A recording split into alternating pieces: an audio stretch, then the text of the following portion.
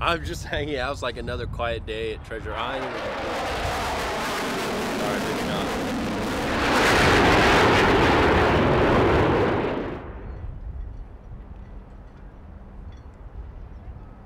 I usually come to Treasure Island like on the weekends when I'm not doing shows, and I just practice because it's real peaceful out here.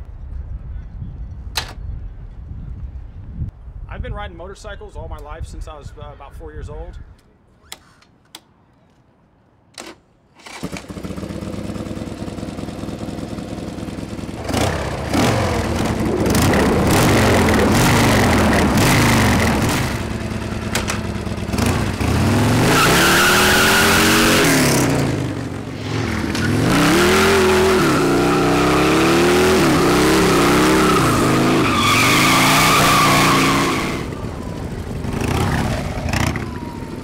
Glad I'm not his mother, because that looks dangerous.